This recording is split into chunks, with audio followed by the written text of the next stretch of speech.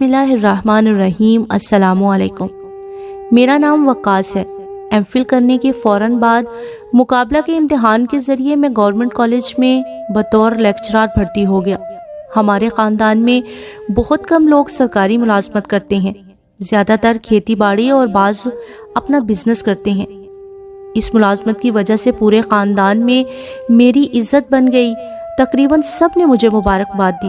میرے والد محترم میرے بچپن ہی میں فوت ہو گئے تھے۔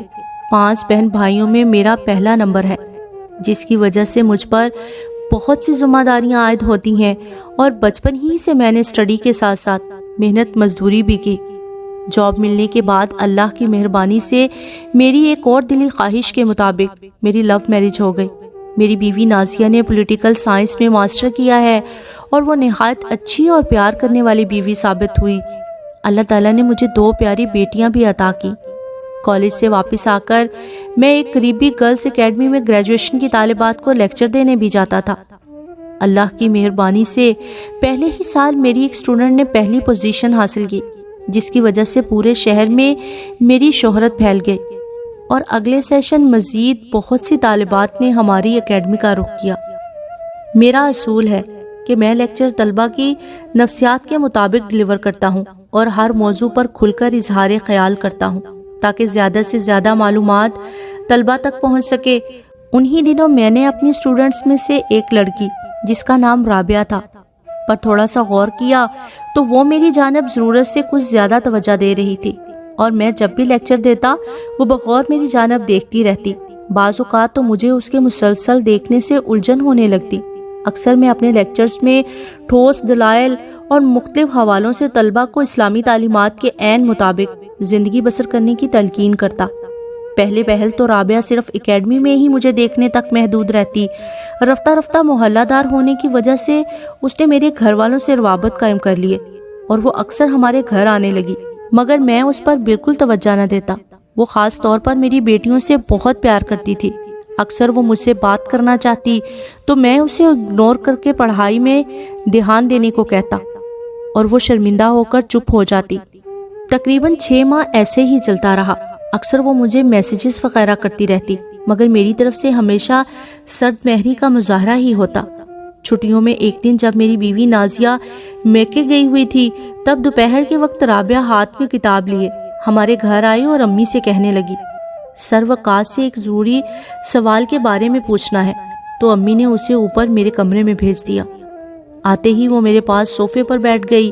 اس دن پاکستان اور سری لنکا کے درمیان میچ ہو رہا تھا۔ میں ٹی وی پر دیکھ رہا تھا۔ میں نے اس سے پوچھا، جی رابعہ بتائیں، میں آپ کی کیا خدمت کر سکتا ہوں؟ تو وہ مجھ سے کچھ یوں مخاطب ہوئی، ڈیئر سر وقاص صاحب، میں جانتی ہوں کہ آپ ایک معزز اور قابل انسان ہیں، اور جلد ہی آپ کا ایڈمیشن پی ایچ ڈی میں ہونے والا ہے۔ نیز یہ کہ آپ کی لو میرج ہوئی ہے، آپ اپنی وائف سے بہت محبت کرتے ہیں، آپ کی 2 پیاری بیٹیاں بھی ہیں، آپ ہر ایک کا خیال رکھتے ہیں۔ میں حیران ہوں کہ آپ اپنے سب فرائض کس طرح ادا کرتے ہیں۔ آپ نے کبھی کسی لڑکی کی طرف آنکھ اٹھا کر نہیں دیکھا، اور ماشاء اللہ پورے شہر میں آپ کی عزت ہے۔ اور میں یہ بھی اچھی طرح جانتی ہوں کہ جو بات میں آپ سے کہنے جا رہی ہوں وہ کسی طرح بھی مناسب نہیں ہے، مگر میں اپنے دل کے ہاتھوں مجبور ہوں، لہٰذا برائے مہربانی مجھے بے حیا اور بے شرم نہ سمجھیں۔ میں آپ سے عشق کی حد تک محبت کرتی ہوں۔ خدا کے لیے میری محبت کو قبول کیجیے اور مجھے اپنا جیون ساتھی بنا لے۔ میں وعدہ کرتی ہوں کہ آپ کی عملی زندگی میں کبھی رکاوٹ نہیں بنوں گی۔ آپ کی وائف کو ہمیشہ بڑی بہن سمجھوں گی، اور آپ کی دونوں ننھی شہزادیوں کو خوب پیار کروں گی۔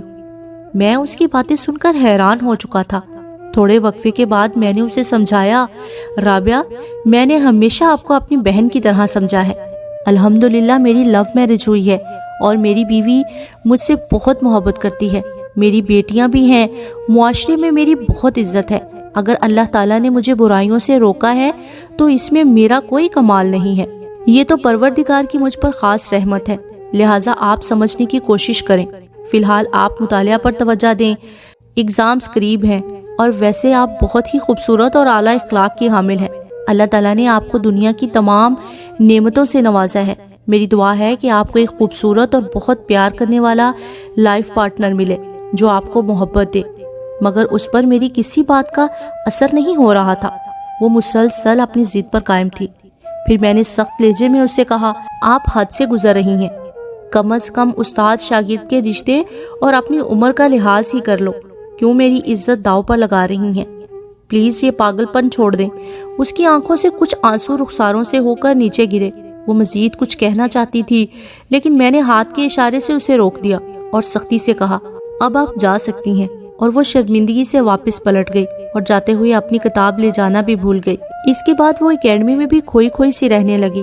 وہ مسلسل ہمارے گھر آتی رہی۔ میرے گھر والے اس کی اچھی عادات کی اکثر تعریفیں کرتے، مگر مجھے اس کی کوئی پرواہ نہیں تھی، کیونکہ میں جانتا تھا کہ اس عمر میں 2 دن کا پیار والا بخار ہی ہو جاتا ہے جو جلد اتر بھی جاتا ہے۔ اور ویسے بھی میں ایک عام سا انسان، نہ خوبصورت نہ مالدار، اور مجھ میں کوئی خاص خوبی بھی نہ تھی۔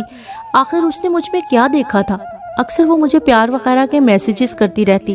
جب میرے لاکھ سمجھانے پر بھی وہ نہ مانی تو میں نے اس کا نمبر بلیک لسٹ کر دیا۔ انہی دنوں مجھے گھر والوں سے معلوم ہوا کہ رابعہ کچھ بیمار رہنے لگی ہے۔ میرے گھر والے بالخصوص نازیہ اس سے بہت مانوس ہو چکے تھے، اسی وجہ سے سب اس کی بیماری سے پریشان تھے۔ رابعہ اب اکثر اکیڈمی سے بھی غائب رہنے لگی۔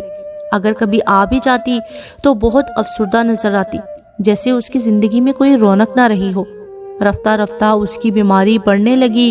اس کا تعلق ایک نہایت امیر فیملی سے تھا۔ انہوں نے اسے بڑے بڑے ہسپتالوں میں دکھایا۔ اس کے تمام ٹیسٹ اور رپورٹس وغیرہ 100% نارمل آ رہی تھی، مگر بیماری بڑھتی جا رہی تھی۔ اس کے ابو یورپ میں اپنا بزنس کرتے تھے۔ وہ 3 بھائیوں کی اکلوتی بہن تھی۔ سب اس سے بہت محبت کرتے تھے۔ انہوں نے ہر ممکن اس کا جسمانی اور روحانی علاج کروایا، مگر سب اس کے مرض کو سمجھنے سے قاصر تھے۔ پریشانی کے عالم میں اس کے ابو بھی وطن واپس آ گئے اور پہلی فرصت میں رابعہ کو شہر کے بہت بڑے اور معروف ڈاکٹر کے پاس لے کر گئے، جو حال ہی میں یورپ سے ڈگری حاصل کر کے آئے تھے۔ ڈاکٹر نے تمام رپورٹس کو مد نظر رکھتے ہوئے کہا، آپ کی بیٹی کو کوئی بیماری نہیں ہے، یہ صرف ڈپریشن کا شکار ہے۔ اس مرض کا علاج صرف اس کی پریشانی دور کرنا ہے۔ سب گھر والوں نے حیرانی سے رابعہ سے پوچھا، بیٹی اللہ نے ہمیں تمام نعمتوں سے نواز رکھا ہے، آخر تمہیں کون سی ایسی پریشانی ہے جس نے تم کو اس حالت میں پہنچا دیا؟ وہ مکمل خاموش رہی اور دھیرے سے مسکرا کر بولی، بھلا مجھے کیا پریشانی ہو سکتی ہے؟ رفتہ رفتہ اسے جسمانی جھٹکے لگنے لگے، جیسے مرغی کے دورے پڑتے ہوں، اور ساتھ ہی ساتھ سانس کی بھی تکلیف ہونے لگی، مگر ڈاکٹر بضد تھے کہ اسے صرف ڈپریشن ہے۔ پھر ایک دن آنٹی نے رابعہ کو اپنی قسم دے کر کہا، میری پیاری شہزادی، مجھے اصل صورتحال سے آگاہ کرو، میں اپنی جان دے کر بھی تمہارا مسئلہ حل کروں گی۔ تو بحالت مجبوری رابعہ نے اپنی زبان کھولی اور تمام قصہ سنا دیا۔ یہ بات سنتے ہی آنٹی نے مجھے غصے سے کہا، اچھا تو یہ سروکار جو پورے شہر میں حاجی بنا پھرتا ہے، یہ دوگلا انسان ایسے گھناؤنے کاموں میں بھی ملوث ہے، میں ابھی اس کی خبر لیتی ہوں۔ پھر جلد ہی رابعہ نے اپنی امی کو سمجھایا، امی وہ ایسے انسان بالکل بھی نہیں ہیں، انہوں نے تو ہمیشہ مجھے والدین کی عزت کا خیال رکھنے کی نصیحت کی ہے، وہ تو ہمیشہ مجھے سختی سے منع کرتے آئے ہیں۔ تو آنٹی بات کو سمجھ گئی تو انہوں نے رابعہ کو دلائل سے سمجھانے کی کوشش کی، لیکن رابعہ نے حتمی لہجے سے اپنی ماں سے کہا، امی جان، میں نے ہمیشہ اپنے خاندان کی عزت کا خیال رکھا ہے اور کبھی کوئی غلط کام نہیں کیا، مگر میں اپنے دل کے ہاتھوں انتہائی مجبور ہوں۔ اگر سروکاس مجھے نہ ملے تو میں مر جاؤں گی، اور اونچی آواز میں رونے لگی۔ معاملے کی سنگینی کو دیکھتے ہوئے اب آنٹی سے رہا نہ گیا اور انہوں نے رابعہ کے ابو سے بات کی، تو انہوں نے اس بات پر ٹھنڈے دماغ سے غور کیا۔ پھر اگلے دن وہ رات کو ہمارے گھر تشریف لائے۔ ہم نے ان کو خوش آمدید کہا۔ وہ کافی پریشان نظر آ رہے تھے۔ پھر انہوں نے خود ہی آنے کا مقصد بتایا اور نازیہ کے سامنے مجھ سے کہنے لگے، ہماری بیٹی رابعہ آپ سے بہت محبت کرتی ہے، اگر آپ نے اس سے شادی نہ کی تو اس کا بچنا مشکل ہو جائے گا۔ ہماری رابعہ بہت اچھی ہے، وہ کبھی بھی آپ کی عائلی زندگی میں رکاوٹ نہیں بنے گی۔ ہم سارے حالات سے اچھی طرح واقف ہیں۔ آپ کی بھی 2 بیٹیاں ہیں، خدا کے لیے ہمارے جذبات کو سمجھیں اور ہماری بات مان لیجیے۔ یہ بات سنتے ہی نازیہ تو جیسے غصے سے پاگل ہو گئی اور سوالیہ نظروں سے میری طرف دیکھنے لگی، اور میں بڑے تحمل سے رابعہ کے والدین کو سمجھانے لگا، یہ بات بالکل یک طرفہ ہے، میں نے کبھی اسے اس نظر سے نہیں دیکھا۔ تو فوراً ہی رابعہ کے ابو نے میری بات کاٹتے ہوئے بولا، رابعہ ہمیں بتا چکی ہے کہ آپ کا اس میں کوئی قصور نہیں۔ میں نے نہایت ادب و احترام سے ان کو بتایا کہ میں بہت مجبور ہوں، لہٰذا جو آپ چاہتے ہیں وہ ممکن نہیں۔ انہوں نے مزید اصرار کیا، لیکن میں نے بہت عاجزی سے صرف انکار کر دیا۔ ان کے جاتے ہی نازیہ غصے سے بولی، وقاص، مجھے آپ پر مکمل بھروسہ ہے۔ میں نے رابعہ کو اتنی عزت دی، مگر مجھے کیا علم تھا کہ وہ میرا گھر ہی اجاڑنے کا سوچ رہی ہے۔ وہ شدید غصے میں بہت کچھ بولتی رہی اور میں اسے سمجھاتا رہا۔ تم بے فکر رہو، میں صرف تمہارا ہوں۔ غصہ تھوڑا کم ہونے کے بعد وہ بولی، ٹھیک ہے، مگر یاد رکھیے گا شادی تو بہت دور کی بات ہے۔ اگر آپ نے کبھی ایسا سوچا بھی تو میں آپ کو چھوڑ کر ہمیشہ کے لیے چلی جاؤں گی اور پھر کبھی واپس نہیں آؤں گی۔ ہم نے پوری کوشش کی کہ اس بات کو چھپا کر رکھا جائے، مگر اس کے باوجود یہ بات جنگل میں آگ کی طرح پورے شہر میں پھیل گئی اور ہر طرف اس کے چرچے ہونے لگے۔ ان حالات میں میں جہاں سے بھی گزرتا ہر طرف یہی باتیں میرا پیچھا کرتی۔ لوگ طرح طرح کی من گھڑت باتیں کرنے لگے۔ بلا حقیقت کو کون سمجھتا اور مانتا ہے؟ ظاہر سی بات ہے، ایک معلم کا معاشرے میں اہم مقام ہوتا ہے۔ استاد شاگرد کا رشتہ بہت خاص ہوتا ہے۔ اوپر سے میں شادی شدہ اور بیٹیوں کا باپ، یہی سوچ سوچ کر میں خود کی نظروں میں ہی گر چکا تھا۔ نازیہ مجھ پر مکمل اعتماد کرتی تھی، مگر لوگوں کی عجیب سی باتوں سے تنگ آ کر وہ بھی مجھ سے کہنے لگی، وقاص، تالی کبھی ایک ہاتھ سے نہیں بجتی۔ اگر آپ نے غلطی سے کوئی امید دلائی ہے تو آپ اسے دھوکہ کیوں دے رہے ہیں؟ یہ سن کر تو میرے پاؤں تلے سے جیسے زمین ہی نکل گئی ہو۔ ان حالات میں میں کس کس کو سمجھاتا؟ لوگوں کو تو بس کسی کی عزت اچھالنے کا موقع ملنا چاہیے۔ میں نے ٹرانسفر کروانے کی ہر ممکن کوشش کی، مگر کامیابی نہ ملی۔ رابعہ نے کچھ نمبرز تبدیل کر کے اور اپنی سہیلیوں کی مدد سے مجھ سے بات کرنے کی متعدد بار کوشش کی، مگر میں اپنے فیصلے پر سختی سے ڈٹا رہا اور دھیرے دھیرے اس کی بیماری زور پکڑنے لگی اور وہ انتہائی کمزور ہو گئی۔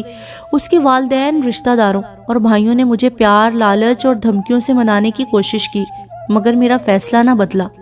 ایک دن میں کالج میں لیکچر میں مصروف تھا کہ نازیہ کی کال آئی، وقاص، آپ فلاں ہسپتال پہنچے۔ میں نے پریشان ہو کر خیریت دریافت کی تو وہ بولی، سب ٹھیک ہے، بس آپ جلدی سے یہاں تشریف لائیں، اور میں چھٹی لے کر ہسپتال روانہ ہو گیا۔